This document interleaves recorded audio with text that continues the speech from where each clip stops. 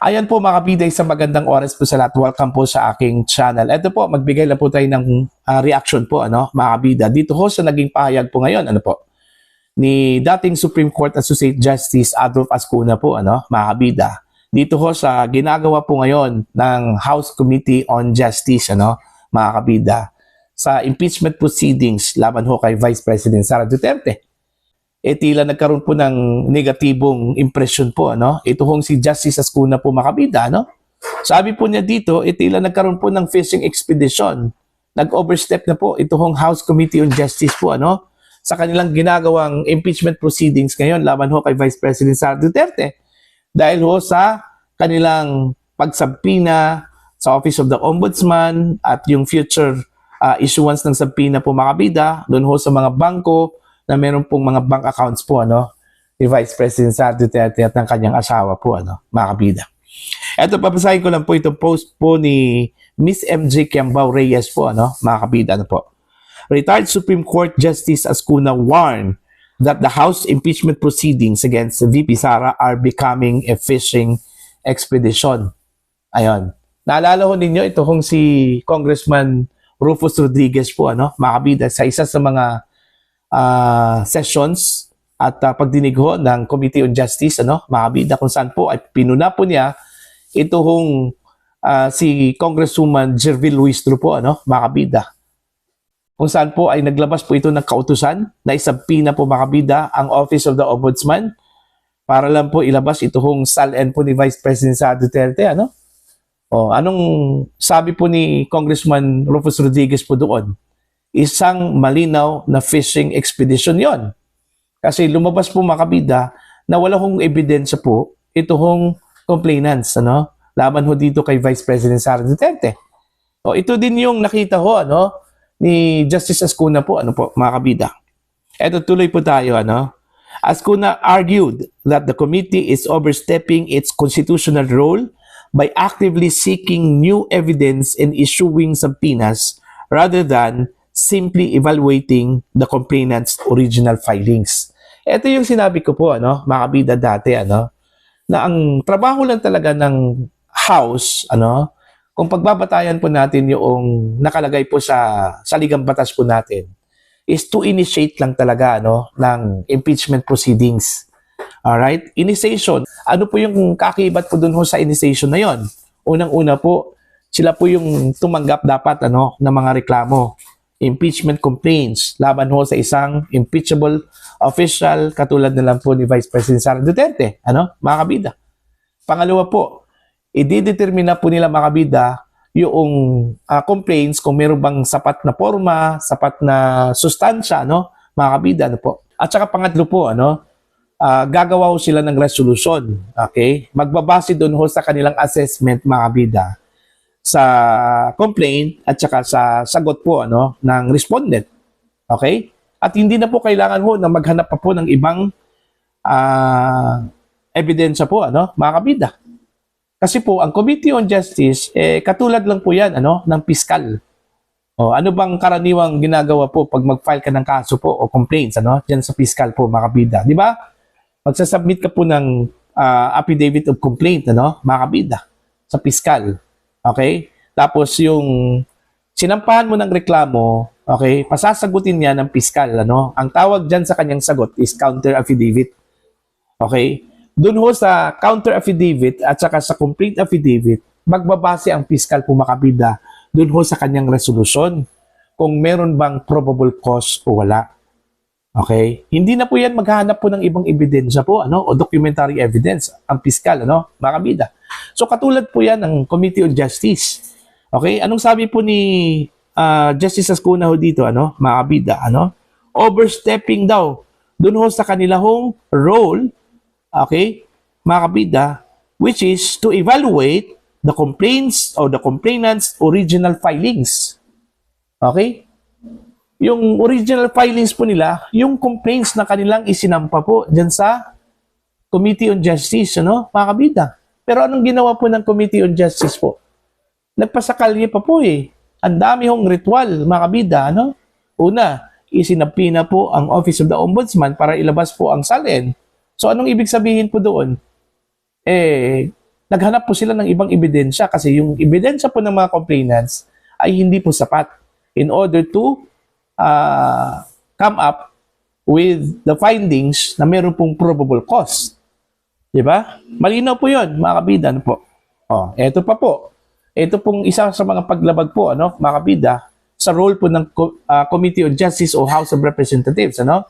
Ito hong sinabi po ni Congresswoman Jervil Luistro po, mga kabida, na magsasagawa po sila ng mini trial. Alam naman po natin, kung pagbabatayan po natin yung saligang batas po, mga kabida, ng trial or mini trial o full-blown trial po ay exclusive lang po yan, sa Senado bilang impeachment court, mga kabida. At wala ho yang karapatan ang Committee on Justice o House of Representatives na gumawa ng mini trial o full trial, mga kabida. Simple, yan, determination of probable cause lang talaga yan. Yung trabaho po ng House of Representatives. Kasi kung gagawa pa sila ng trial po, mga kabida, wag na lang natin paabutin dyan sa Senado, Kasi redundant na po Okay? Magsasagawa po sila ng trial dyan sa Committee on Justice and then here comes, magsasagawa ng trial sa Senado. Diba? Doble na po. Kaya nga, sinabi po ng ating saligang batas, okay, yung role ng bawat kapulungan, ang House of Representatives at itong Senado, may kanya-kanya silang role dyan po sa impeachment po, Okay? House, exclusive po yan nila yung initiation. At yung Senado po, mga kabida, exclusive po nila yung trial, mga kabida. Ganun lang po yun. Baka ito yung dahilan po, baka magkaroon po ng strike 2. Okay, mula sa Korte Suprema po, ito hong House of Representatives. Kung naalala po ninyo, mga kabida, yung 2025, na sinampahan po ng petition po itong House of Representatives ng kampo po ni Vice President Sara Duterte dahil may mga paglabag po, unang-una po sa karapatan po ni VP Sara, mga kabida, tsaka pangalawa po yung paglabag po sa proceedings. Okay? Kaya nga, ang ginawa po ng Korte Suprema, idineklara po nila yung articles of impeachment na ipinail po nila sa Senado, mga kabida, bilang unconstitutional.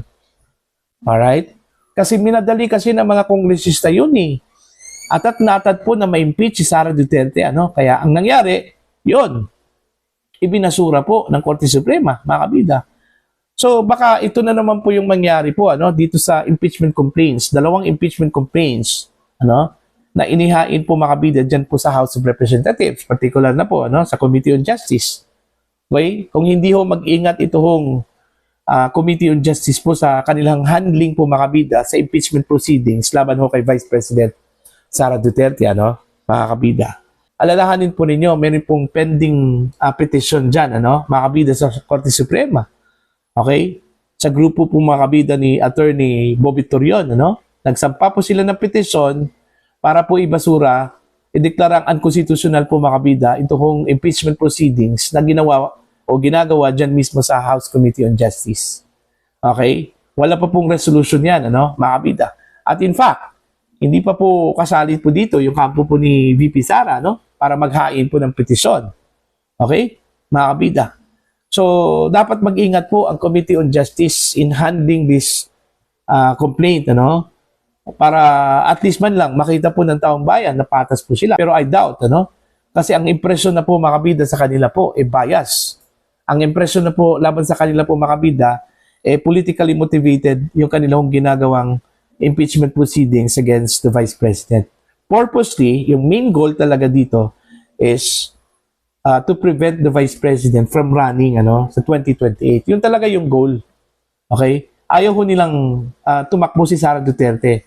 At sa pamamagitan po ng impeachment po, mga kabida, okay, nagbaka sakali na baka pagdating ho sa Senado, makukonvict, baka they are just dreaming, mga kabida. Diba? Nananaginip lang talaga sila, Okay? Kaya kung ako po yung House of Representatives, kung wala akong ebidensya, okay, laban ho sa Vice Presidente, dapat ibasura na yan. Okay? Alam nyo, ang dapat pagtuunan ng pansin po ng House ngayon is yung problema po natin sa langis. Yung crisis na nararanasan po natin ngayon, mga kabida.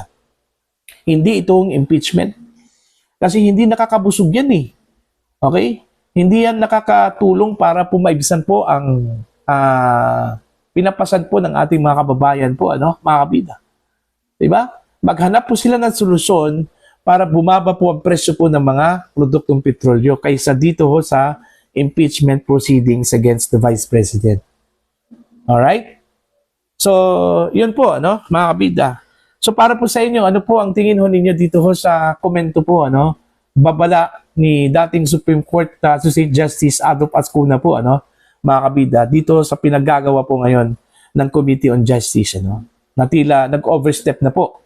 At baka ito yung maging dahilan po, mga kabida, na maonsame at maibasura po, mga kabida, yung impeachment proceedings against the Vice President kung ang Korte Suprema na po ang mag-step in dito, mga kabida, lalong-lalo na po na meron pong pending na petition against the House of Representatives, mga kabida. Please comment down. Sa mga hindi pa po subscriber po sa aking channel, please subscribe.